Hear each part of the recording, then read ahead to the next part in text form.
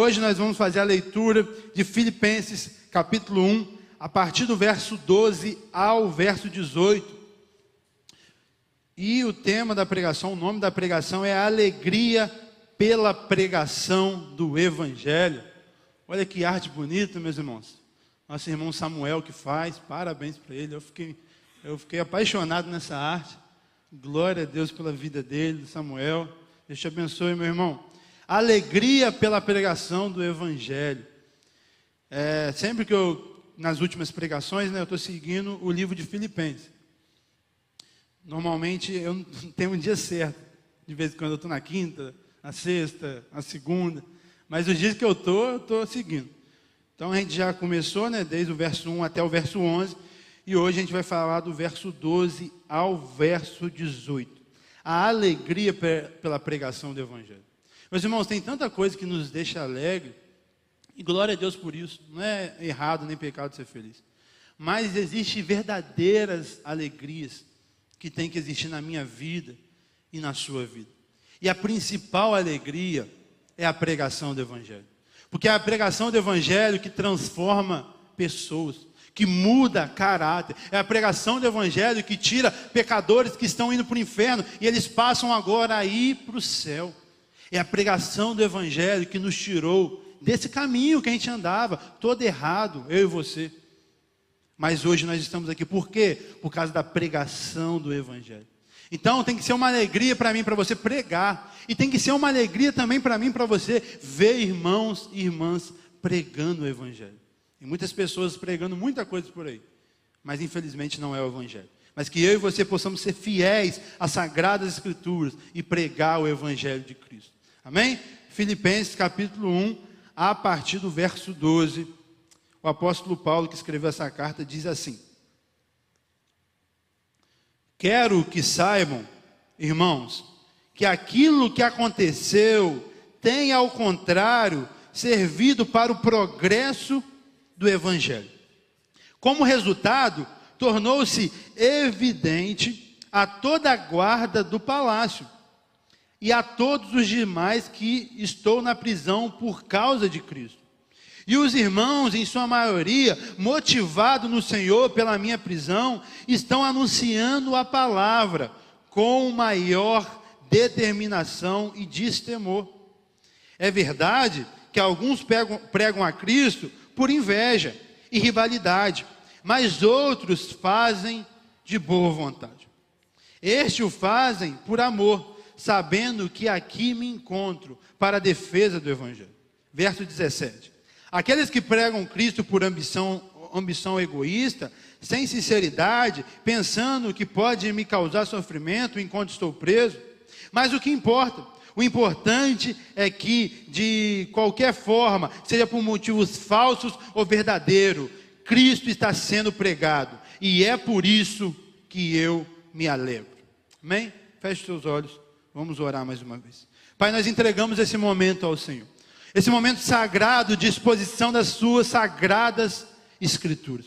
Pai, que a semente, que a palavra do Senhor possa cair num coração com a terra boa. E essa semente possa germinar, possa frutificar. Essa árvore, essa semente possa permanecer. Que possamos entender cada passagem aqui explicada. Que possamos não ser somente um ouvinte da palavra, mas também um praticante. Nós queremos te conhecer mais, nós queremos agradar o seu coração, nós queremos nos deleitar na pregação do Evangelho. E para isso nós precisamos do Senhor. Nos ajude para entender, me ajude para expor, no nome de Jesus. Amém e amém. Glória a Deus. Então essa passagem por si só a leitura já é uma bênção, já nos abençoa tanto. E aqui eu vou expor verso a verso, explicando para vocês, no nome de Jesus. Mas nós não podemos esquecer o contexto dessa passagem. Como eu já expliquei em outras pregações, Paulo nesse momento estava preso. Preso injustamente. Preso somente para pregar o Evangelho. Então Paulo escreve para essa igreja para resolver problemas interpessoais. As pessoas soltas estavam com problema e o preso estava resolvendo. Tudo ao contrário. Como eu já falei, normalmente quem está solto que escreve para quem está preso. Mas aqui é o contrário, o preso está abençoando quem está solto. E aí a gente vê que a alegria, que ter problema ou não ter, não significa geografia, não é onde você está, mas é quem você é, como que você lida com as pessoas e com as situações. Então Paulo, preso, começa a escrever essa carta. E aí, nesse texto que a gente acabou de ler, nós vemos que Paulo relata o avanço do Evangelho. O Evangelho está avançando. E de vez Paulo murmurar porque está preso, ele agradece, ele se alegra. Ele entende que aquilo que ele está passando, meus irmãos, está contribuindo para a pregação do Evangelho. E é isso que eu e você nós temos que entender. Que nada que nós passamos é em vão. Existe um propósito maior. Paulo não ficava feliz no sofrimento porque ele amava sentir dor, masoquista em si. Não. Paulo ficava feliz porque ele sabia que existia um propósito além da sua dor. Que a dor não ia acabar, ia ter a dor e acabou, não. Na dor existe um propósito. Alguém está sendo edificado, alguém está sendo motivado. Eu estou aprendendo. Como nós aprendemos na dor, meus irmãos? Como nós aprendemos nos dias maus? E é isso que eu e você temos que aprender. Porque muitas vezes nós estamos desperdiçando as oportunidades que Deus nos deu. Amém? E Paulo também deixa claro aqui que o Evangelho é mais importante do que a liberdade dele. Paulo só estava preso porque estava pregando. Hoje, nós não estamos mais dispostos a pregar, por causa, talvez, nós vamos perder seguidores, nós vamos perder dinheiro, nós vamos perder isso, nós vamos perder aquilo. Paulo perdeu a liberdade, mas não deixava de pregar a verdade. Paulo entendeu que ele não tinha que agradar pessoas, ele tinha que agradar a Deus.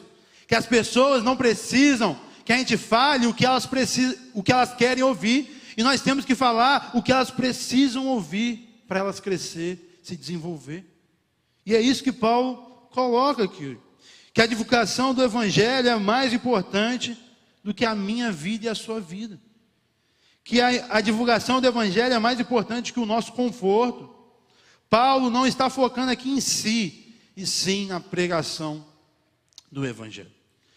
Continue com sua Bíblia aberta, por gentileza, que a gente vai reler verso a verso. E o verso 12 está escrito assim: quero que saiba, irmãos, que aquilo que me aconteceu tem, ao contrário, servido para o progresso do Evangelho. Então Paulo olha para o passado e vê uma oportunidade que Deus deu para ele pregar o Evangelho. Então Paulo aqui, meus irmãos, ele não foca no seu sofrimento. E esse é o primeiro ensinamento que nós temos que ter. Não foque no seu sofrimento. Porque quando você foca no seu sofrimento, você vai aumentar o seu sofrimento. E você não vai resolver o seu sofrimento. E você não vai conseguir aprender no seu sofrimento. Você só vai se vitimizar, achando que Deus não gosta de você, achando que só acontece com você as coisas. Não, todo mundo sofre, tá bom? Seja o crente, seja o não crente. Todo mundo passa por dia difícil. Todo mundo tem crise financeira, crise conjugal, problema na família, inveja no serviço. Todo mundo, não é só você. Você tem que entender isso. Não é só você. Todo mundo passa por dias maus. Mas Paulo o quê? Ele estava preso, algemado, mas ele não enfatiza no seu sofrimento, mas no progresso do Evangelho. Sabe que é algo hipócrita da minha e da sua parte?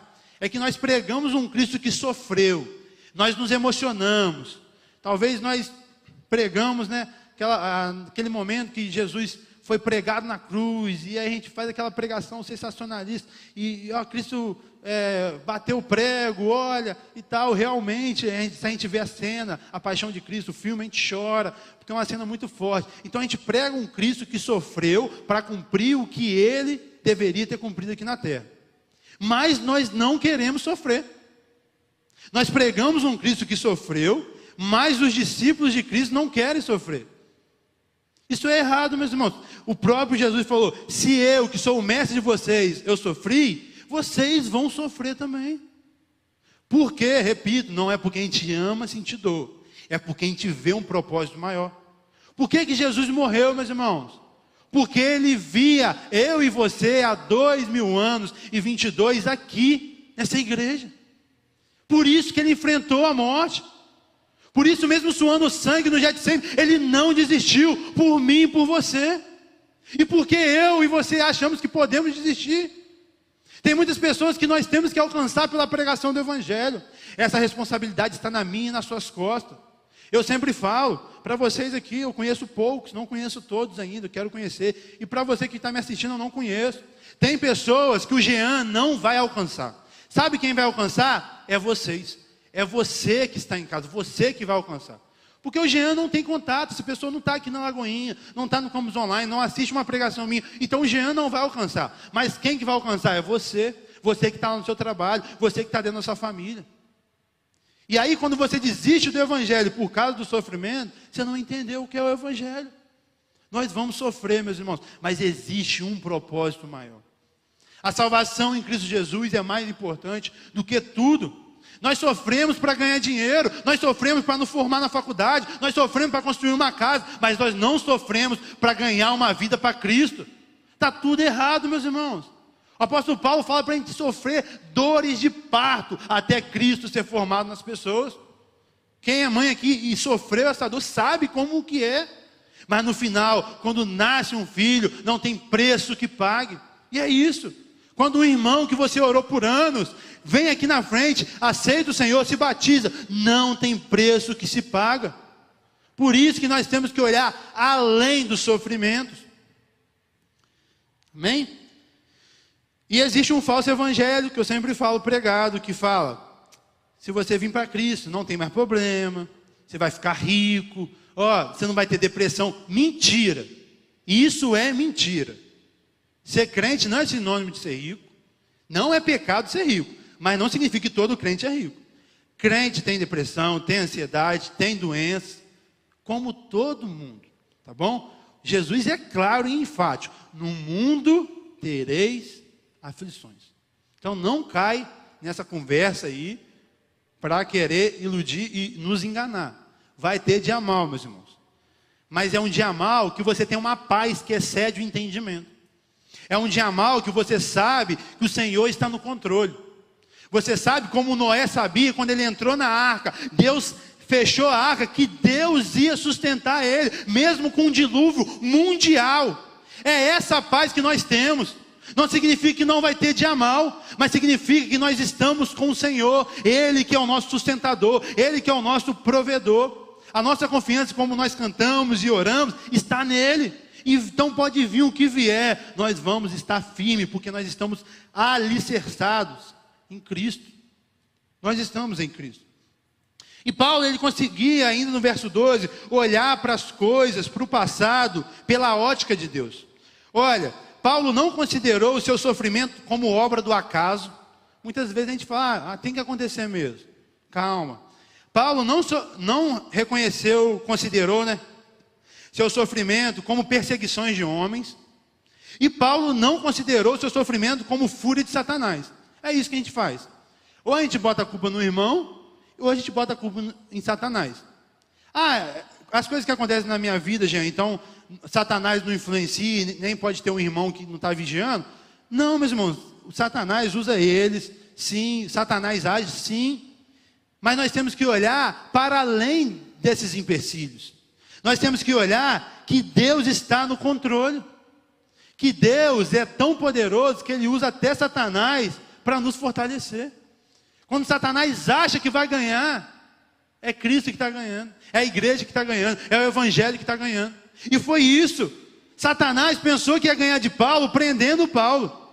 Mas Deus transformou o cárcere de Paulo em uma oportunidade de pregar o Evangelho para quem estava preso com ele, para os soldados que estavam com ele, para o palácio que ele estava lá. Então é isso que acontece na vida do cristão. Satanás acha que vai vencer, que acha que vai nos derrubar, mas Deus transforma a maldição em bênção, transforma algo ruim em uma oportunidade de te dar um novo começo, te reinventa, faz você olhar na perspectiva certa. E olha o que aconteceu com Paulo, meus irmãos, rapidamente, eu não quero se deter muito nisso.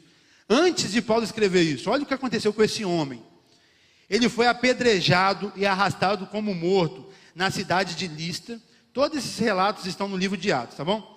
ele foi açoitado por varas aqui em Filipe, ele foi perseguido em Bereia em Tessalônica, ele foi chamado de tagarela em Atenas, ele foi chamado de impostor em Corinto, ele foi preso em Jerusalém e acusado em Cesareia, ele enfrentou um naufrágio indo para Roma, ele foi mordido por uma víbora.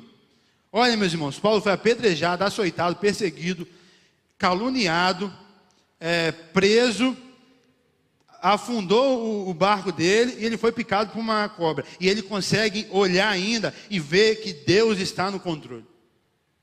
Aí você chega na igreja, o irmão não te cumprimentou, você quer sair da igreja. Olha como que está raso a cristandade de hoje em dia, meus irmãos. Tudo nos tira do foco. Tudo que acontece, a gente fica bravo com Deus.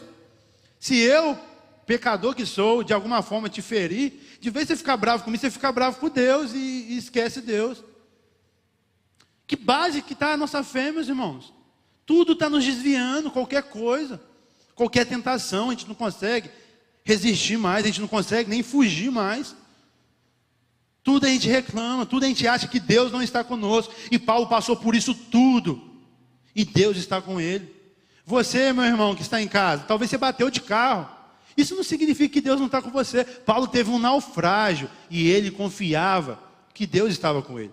Talvez você foi mordido por um cachorro. Deus está com você também, meus irmãos. Paulo foi mordido por uma víbora. Então isso, o que acontece com a nossa vida de ruim, não significa que Deus nos abandonou. Deus está no controle. E Deus vai usar, meus irmãos, tudo que está acontecendo para nos fortalecer nossa fé. Porque nós precisamos. Você sabe que a gente só é calejado quando passa por coisas boas, por coisas desafiadoras. Porque se a gente viver uma vida blindada, a gente vai ser o quê? Mimados. E Deus não quer mimar eu e você. Ele quer nos fortalecer. Amém? Então Paulo olha para o seu sofrimento como uma abertura de novos caminhos. Paulo entendeu que em vez de atrapalhar, as coisas contribuíram. E é isso que eu quero chamar a atenção para você. Como que você tem olhado para o seu passado? Como que você tem olhado para as dificuldades que acontecem? A partir de hoje, olhe em outra perspectiva. Olhe que isso vai contribuir para a pregação do Evangelho. E olhe o que aconteceu no verso 13, está escrito assim. Como resultado de quê? Da minha prisão.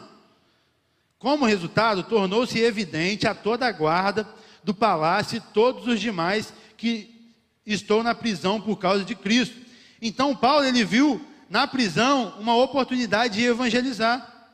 Algo que eu falei na última pregação é o quê? Nós só vamos alcançar os médicos quando a gente estiver doente. Porque eu não sou rico, não sei vocês. Eu não tenho amigo médico. Eu só vejo um médico na minha frente quando eu estou passando mal. E é essa a oportunidade que eu tenho de falar para o médico que Jesus ama ele. Que ele precisa aceitar o Senhor como único Salvador, descer pelas águas.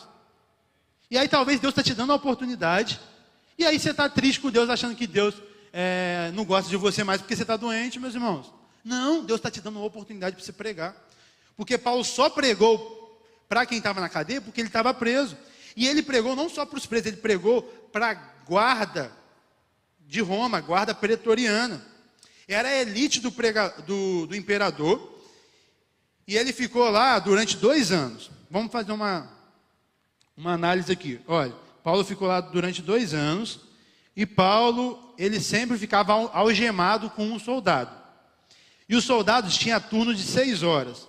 Então, significava que Paulo tinha a oportunidade de falar com 4 soldados durante um dia, durante os 2 anos. Se fosse a gente ia falar, nossa, ó, soldado aqui, ó, fedorento, o soldado isso, soldado aquilo. Paulo aproveitou e viu que aquilo ali era uma vida, e falou, nossa, 4 vezes por dia eu vou pregar o Evangelho. Eles não têm como fugir mesmo, tem que ficar comigo aqui. Vai receber do Senhor, vai ouvir quem é o Senhor, vai ouvir que Jesus salva, liberta, cura, restaura. Esses soldados vão se converter, e para a glória de Deus, muitos se converteram, muitos soldados se converteram. E é isso, meus irmãos, Deus não coloca as pessoas na sua vida por acaso. Existe um propósito, no mercado, na padaria, no médico, no trabalho, no ônibus, no Uber, qualquer lugar, tem um propósito. Nada acontece na vida do crente por acaso. Deus está nos guiando. Então a cadeia deu oportunidade para Paulo pregar, porque se ele não estivesse na prisão, ele não ia conseguir pregar. Outra coisa, Paulo conseguiu pregar para os membros do palácio, para os oficiais do tribunal de César, que Paulo também não ia ter a oportunidade. Amém? Verso 14. E os irmãos, em sua maioria, motivados no Senhor pela minha prisão, estão anunciando a palavra com maior determinação e destemor. Então o que aconteceu aqui no verso 14? Paulo está estimulando os irmãos a pregar a palavra do Senhor. É isso, meus irmãos. Quando você passa por uma prova e não desiste, e não murmura, você está sendo um exemplo lá na sua família. Você está sendo um exemplo lá no seu trabalho. Você está sendo exemplo aqui na igreja. A gente fala, meu Deus, esse homem é um homem de fé. Esse homem, essa mulher é um homem de Deus. Porque eu não sei como eu me importaria nisso. E ele está tirando de letra. Então o nosso testemunho, meus irmãos, motiva os outros irmãos a viver também a fé em Cristo Jesus. Então por isso que nós não podemos desanimar, nós não podemos parar, porque tem alguém olhando para mim e para você. Não desanima, não desista. Então Paulo, ele serviu como alguém que motivou muitas pessoas.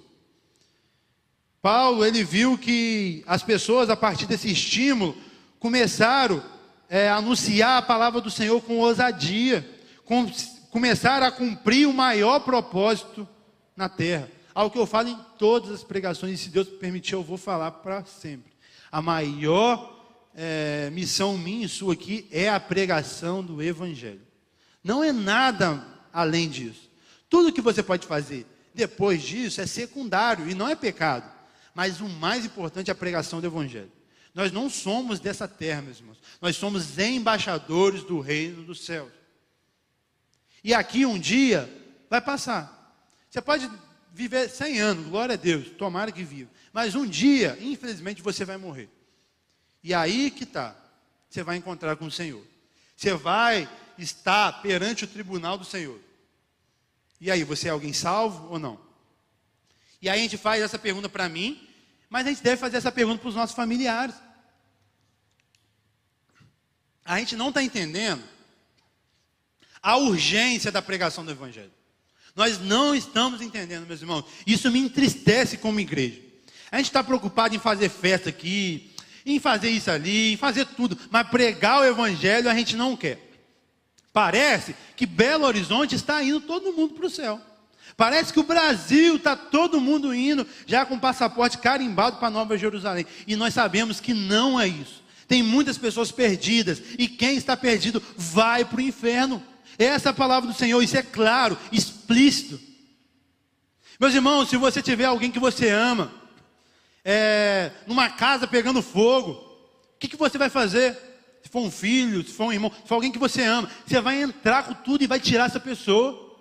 Mas tem pessoas, parentes nossos, amigos nossos, vizinhos, colegas, que não estão numa casa pegando fogo, mas estão a passos largos para o inferno. Se não se arrepender, se não se converter dos seus maus caminhos, vão ir para lá. E o que nós estamos fazendo?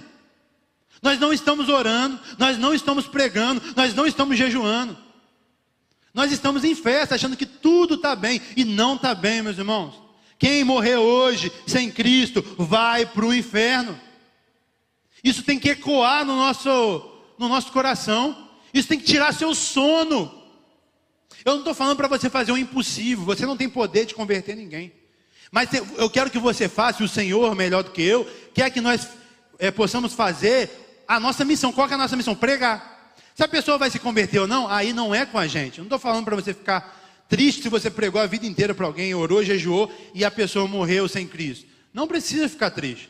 Eu estou falando para você não sentir remorso quando você vê alguém no caixão e você nunca ter orado, nunca ter jejuado e nunca ter pregado. É nesse sentido que eu estou falando. Para eu e você a gente fazer a nossa parte. Qual é a nossa parte? Pregar o Evangelho. Verso 15, está escrito assim: é verdade que alguns pregam Cristo por inveja e rivalidade, mas outros fazem por boa vontade. Aqui Paulo está falando que muitas pessoas pregam com várias motivações. Infelizmente, isso é verdade mesmo. Tem pessoas que sobem aqui, em outros lugares, que não estão com a motivação certa. Paulo, nesse momento, ele nem está falando do conteúdo, não. Ele nem está falando que eles pregavam falsos ensinos, uma heresia, não. Porque quando alguém pregava heresia, Paulo falava. Na carta a Galácia, na carta aos Coríntios, Paulo nunca deixou de falar o que era errado, não. Mas Paulo está falando aqui das intenções. E existe mesmo. Mas Paulo aqui, e aí isso tem tudo a ver com o nosso tema, a alegria pela pregação do Evangelho, Paulo não estava preocupado com a intenção. Porque a intenção, meus irmãos, eu e você, nós não conseguimos julgar. A intenção é Deus. Eu não sou Deus para entrar no coração de alguém e saber se ele está fazendo aquilo da coisa certa ou da coisa errada. Eu consigo julgar e analisar o que ele está falando, mas o que ele está sentindo eu não consigo. Mas essas pessoas, isso serve para mim como pregador, e talvez alguns de vocês aqui são pregadores, você que está me assistindo, que Deus olha as nossas motivações. Um dia a gente vai prestar conta. Nada foge do controle do Senhor, nada passa despercebido. Pessoas que pregam para crescer em status, pessoa que prega para ganhar dinheiro, Deus está nos olhando. E um dia a gente vai prestar conta. E Paulo aqui fala de inveja, é o quê? Eram irmãos que estavam com inveja dele, porque ele estava sendo... Como assim? Paulo, ele não era cristão, né? Vocês sabem. E aí já tinha igreja, aí Paulo se converteu e Deus levantou Paulo. E nesse levantar que Deus levantou de Paulo, muitas pessoas ficaram com inveja de Paulo. Infelizmente isso acontece. Tem pessoas que Deus levanta e tem outras pessoas que ficam com inveja. Paciência. E aí então Paulo fala que isso, eles estavam pregando, não porque eles amavam o Senhor e a palavra e os perdidos, eles estavam pregando para eles ganhar status. E acontece muito hoje por causa de curtidas, seguidores. Outros estavam pregando por causa de contendas. De alguma forma, eles não estavam felizes, né, com o êxito de Paulo. Então eles queriam de alguma forma atrapalhar Paulo. É aquele ditado, meus irmãos, que as pessoas querem o seu bem, mas nunca melhor do que elas. É isso. Eles querem, Paulo, Deus te abençoe. Mas se Paulo tomar uma evidência maior do que ela um dia, eles querem puxar o tapete. Quer atrapalhar, quer fazer contenda, quer usar a influência. E isso não deve acontecer comigo e com você, porque nós somos crentes em Cristo Jesus. Verso 16, este o fazem por amor, sabendo que aqui me encontro para a defesa do Evangelho. Então, viu, na igreja de Filipe, como na nossa igreja, em todos os lugares, tem pessoas de todos os tipos. Pessoas que nem são crentes estão aqui, pessoas que são crentes, pessoas que pregam que ama o Senhor, vocês, e pessoas que só amam dinheiro, amam seguidor, curtido. Acontece. Então tem pessoas que têm inveja e faz contenda, mas tem pessoas que pregam por amor. Verso 17, aqueles que pregam Cristo por ambição egoísta, sem sinceridade, pensando que me pode causar sofrimento enquanto estou preso. Então tinha outros sentimentos, discórdias. Essas pessoas pregavam por interesse pessoal, igual eu falei aqui, por influência, maior influência, por prestígio, e com falta de sinceridade. Aparentemente tem uma coisa boa, mas no coração tem algo errado. Outra coisa, disputas. Eles, no caso aqui, os opositores de Paulo, estavam cegos e achavam que Paulo estava competindo com eles. E Paulo não estava competindo, Paulo só estava pregando o Evangelho. Paulo só estava pregando o Evangelho. E olha verso 18, o último verso aqui. Olha como é a reação de Paulo. Paulo fala assim, mas o que importa? O importante é de qualquer forma, seja por motivos falsos ou verdadeiros, Cristo está sendo pregado e por isso eu me alegro. Meus irmãos, o que importa é a pregação do Evangelho. Se subir um pregador aqui com desejo egoísta, falando com as motivações erradas, não importa. O que importa é que se ele está expondo com fidelidade a palavra do Senhor. Eu estou falando essa questão de importar para mim e para você, porque para Deus um dia ele vai prestar conta, mas para mim e para você é a palavra do Senhor. Então o evangelho, a pregação do evangelho, é isso que alegrava o apóstolo Paulo. E é isso que tem que nos alegrar. E algo que nós aprendemos também, que Paulo, ele não queria rivalizar com essas pessoas. As pessoas queriam o mal de Paulo, mas Paulo não queria o mal dessas pessoas. Porque Paulo entendeu que eles estavam criando essa rivalidade no coração deles. Paulo não tinha, Paulo em nenhum momento rivalizou. Foram eles que começaram isso. Paulo falou, amém, está pregando a verdade, eu me alegro. Paulo é indiferente a esses ataques e ele foca na pregação do evangelho. A única preocupação de Paulo, o que tira o sono de Paulo, não é se as pessoas estão falando mal dele, não é se as pessoas gostam quando ele tem a oportunidade de pregar. Paulo não está preocupado com isso. Paulo está preocupado se o evangelho de Cristo está sendo pregado. E é essa que tem que ser a nossa preocupação, meus irmãos. Você que prega, você que vive, você que é um cristão, se as pessoas falam mal de vocês, paciência, o problema é delas, o pecado é delas, elas que estão errando. Foque em fazer o que o Senhor te chamou, honre o Senhor. Casados, ame a sua esposa, ame o seu marido, crie bem seus filhos, seja um bom cidadão, honesto, íntegro. E se mesmo assim alguém falar mal de você, paciência, não fique com raiva não, tenha pena dessa pessoa, ore por essa pessoa, porque ela não sabe o que ela está fazendo. Nós não devemos guardar rancor, nós devemos reagir de maneira certa, como Paulo reagiu aqui, amém? Então, por que Paulo não fica bravo? Porque Paulo não estava criando aqui um reino pessoal, uma exaltação do nome de Paulo. O que importa é a divulgação do evangelho. Então, olha, ele estava falando mal de Paulo, ele estava puxando o tapete de Paulo, mas ele estava falando bem de Cristo. Então, amém. O importante é falar de Cristo. Os seus desejos pecaminosos, você vai tratar com Cristo um dia. Mas se você está falando de Cristo, glória a Deus, eu me alegro. E é esse sentimento que eu e você temos que ter. E aqui eu trouxe algumas aplicações para mim e para vocês, para a gente concluir esse momento. Meus irmãos, o primeiro ponto que você tem que entender e aplicar na sua vida é que Deus tem o controle em todas as circunstâncias. Deus tem o controle. Nada sai do controle do Senhor. Tem coisas que você acha que Satanás está fazendo, que o irmão está fazendo, e aí você vai morrer, e aí você é isso e aquilo, mas Deus está no controle. Deus está e vai usar isso que está acontecendo com você, comigo, para algo maior. Seja com você, te fortalecendo, ou seja com o seu próximo, que você vai dar o testemunho, vai ser exemplo de um homem que passou por uma crise integramente, sem se corromper, de uma mulher que lá no serviço, onde todo mundo se corrompeu, você não se corrompeu, e é isso. Deus está no controle. Segunda aplicação para mim e para você, é que eu e você, nós temos que ser bênção aonde quer que Deus nos coloque.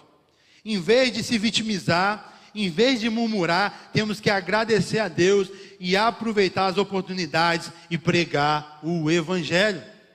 Pare de murmurar, pare de se vitimizar. Como eu falei, pare de achar que você é o coitadinho de Jesus, que Jesus não ama você, que não gosta de você, que só você sofre. Não, Deus está te dando uma oportunidade. Mar calmo, meus irmãos, nunca fez bom marinheiro. É nos mares mais difíceis que os melhores marinheiros são forjados. E é você e eu também. Nos momentos mais difíceis da nossa vida. No momento de crise. No momento a gente não vê ninguém. Só o Senhor conosco. É nesse momento que Ele se aperfeiçoa em nossa fraqueza. 2 Coríntios 12. A graça do Senhor nos basta, meus irmãos. Se a graça do Senhor não basta para mim, para você, alguma coisa está errada. A gente está em busca de várias coisas hoje em dia, menos da graça do Senhor. E a palavra nos orienta a nós buscar a graça, porque é ela que nos basta, ela que nos sacia, ela que é o nosso alicerce. Terceira aplicação, temos que olhar tudo na perspectiva de Deus. Algumas semanas atrás eu preguei uma palavra exatamente essa. Olhe na perspectiva certa. Está aqui no canal da nossa igreja. Se você quiser, depois acessa. Mas é isso, se Paulo não tivesse preso, Paulo não iria ter escrito essa carta. Ele escreveu dessa prisão aqui, a carta a Efésios, a carta aos Colossenses, a carta aos Filipenses e a carta a Filemão. Então Paulo só escreveu a carta porque estava preso. Se Davi, meus irmãos, rei Davi, não passasse por poucas e boas que ele passou, ele não ia ter escrito vários salmos que nos abençoa tanto hoje. Então tem coisas que acontecem em nossas vidas que vão produzir frutos, que se a gente não passar, a gente não vai aprender. Eu tenho, para a glória de Deus, 2 livros lançados, publicados. E eu tenho a certeza que Deus me deu essa graça de escrever esses 2 livros, por causa que anteriormente de até começar a escrever, eu passei por uma situação. E é isso, meus irmãos. O que a gente passa não é para nos matar, e sim para nos renovar, e sim para nos reinventar, e sim para nos dar uma oportunidade, e sim para nos calejar, e sim para nos fortalecer. Então não desista, fica firme. Agora você não entende o que você está passando, mas no futuro você vai entender ter tanta coisa, que quando aconteceu eu chorei, eu fiz pirraça, eu murmurei, e agora eu olho para trás e eu falei, glória a Deus que aconteceu isso. Hoje é difícil observar isso, porque nós estamos com dor, e alguém que está com dor, a pessoa não raciocina mais, a pessoa não consegue refletir mais. Mas daqui 1 mês, você vai entender o que você está passando hoje. Daqui 1 ano, você vai conseguir olhar para o passado e falar, glória a Deus que eu passei por isso, que eu aprendi tanto, Senhor. Glória a Deus que o Senhor tirou isso da minha vida, que eu precisava de tirar isso, senão eu ia me perder. Então talvez hoje você não entende, mas no futuro você irá entender. A palavra para mim e para você é, confie no Senhor. Ele tem credibilidade, meus irmãos. Se tem alguém na praça aí que tem credibilidade, nós confiamos, pessoa, gente boa, confiança, de indicação, nós confiamos. Mas se tem alguém que tem credibilidade, é Jesus. Ele abriu mão de sua glória para morrer por mim e por você.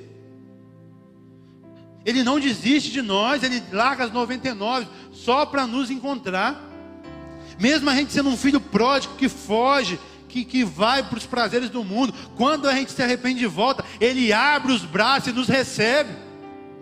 Então se tem alguém que tem credibilidade para a gente confiar, é o Senhor.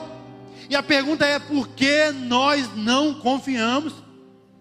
Porque nós confiamos num sistema de governo, num homem, nós confiamos na economia, nós confiamos nisso, naquilo, mas nós não confiamos no Senhor, meus irmãos. Veio a pandemia aí, um vírus microscópico, derrubou a economia, derrubou todo mundo, botou todo mundo em casa, matou muitas pessoas, infelizmente. Viu como o nosso controle não está em nenhum lugar do mundo que a gente acha? O nosso controle, a nossa confiança, o nosso escudo e proteção, como a gente cantou, é o Senhor. E nós confiamos em tantas coisas, em tantas pessoas, e não confiamos nele. Que Deus tenha misericórdia da nossa vida, porque nós cantamos como a gente cantou hoje. E música, meus irmãos, cuidado, não é mera repetição. Música é uma oração que você está fazendo. E você, hoje, no dia 6 de julho de 2022, falou que o Senhor é o seu escudo e a sua proteção. Então não vem amanhã desistir. Não vem amanhã se desesperar. Você tem um escudo, você tem uma proteção. Você tem um Deus que está no controle. Não esqueça disso. Outro ponto para a gente refletir é a importância das motivações. Isso é um recado principalmente para os pregadores que estão aqui ou que estão nos assistindo. Que por mais que Paulo se alegrava, por mais que o que importa para o Jean é a pregação do Evangelho, um dia você que prega com motivações erradas o Evangelho, Cristo, você vai ter que prestar conta. E é só isso. Quinto ponto, quinta aplicação, pregue o Evangelho. O mais importante é a pregação do Evangelho, independente das circunstâncias. Deus está nos dando a oportunidade de pregar, independente do lugar geográfico que estamos. Deus está nos dando a oportunidade de pregar, independente das invejas das pessoas.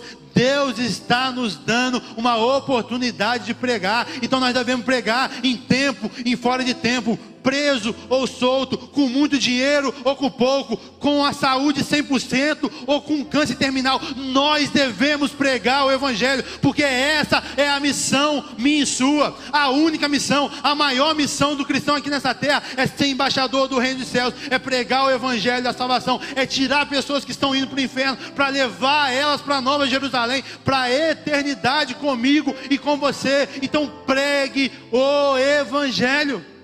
Não gaste tempo, esforço com tantas coisas abstratas desse mundo, mas gaste tempo com a pregação do Evangelho, meus irmãos. Eu sou repetitivo nisso, não só nessa pregação, mas em todas, porque é isso que nós precisamos, de pregar o Evangelho.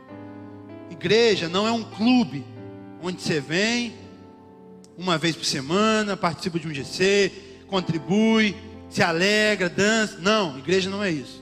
Igreja é a reunião dos santos, onde nós adoramos a Deus, onde nós amamos o próximo e onde nós vamos lá no mundo buscar mais irmãos para estar conosco. Porque nós só estamos aqui. Eu só estou pregando aqui, meus irmãos, porque há anos atrás um irmão em Cristo Jesus foi lá num bar pregar o Evangelho para mim. E hoje a gente acha confortável a gente só ficar aqui dentro da igreja. Está errado. Pregue o Evangelho aonde você estiver. Por onde você passar, Jesus vai passar, porque você é um pequeno Cristo. Cristão significa ser pequeno Cristo. Por onde você passar, o bom perfume de Cristo vai passar com você. Então, pregue o Evangelho.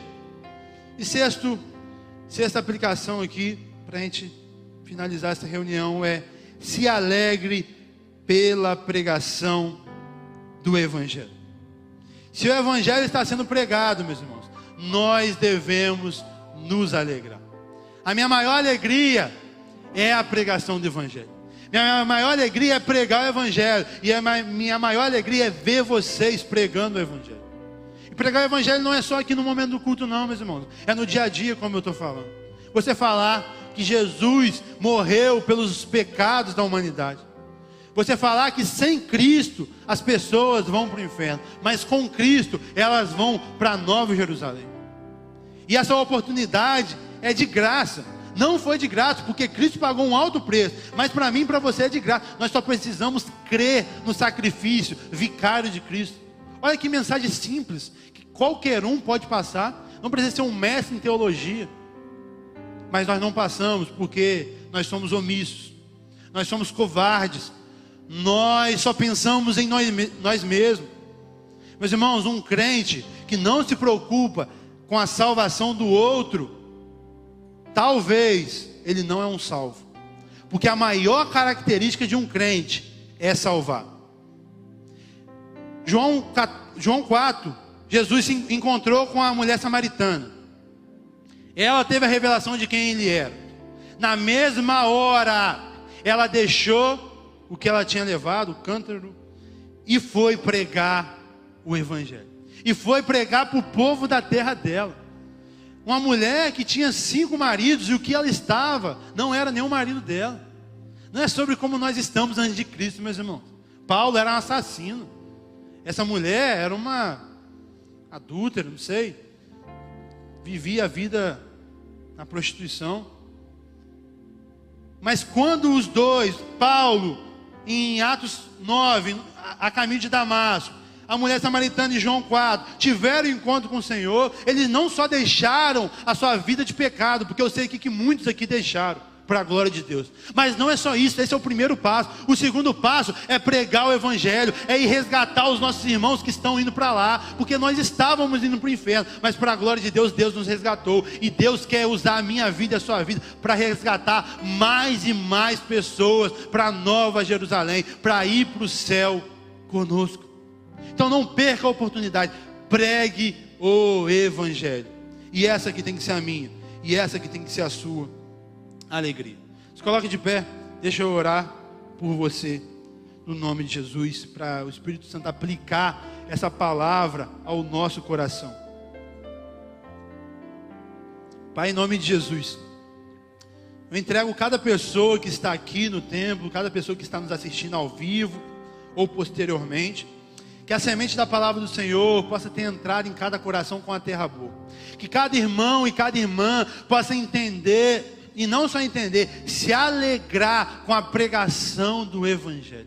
Que eles não possam ser somente um ouvinte da palavra, mas também um praticante. Nós queremos pregar o Evangelho, Senhor. Nós queremos nos alegrar com a pregação do Evangelho. Nos ajude, nos fortaleça, nos impulsione, nos constrange com a não pregação. Nós precisamos de Ti. Nós estamos aqui dispostos a pregar o Evangelho em tempo e fora de tempo, com saúde boa ou com saúde ruim. Nós só queremos pregar o Evangelho. Nós só queremos cumprir o ID do Senhor. Nós só queremos ser embaixadores do reino do Senhor aqui nessa terra.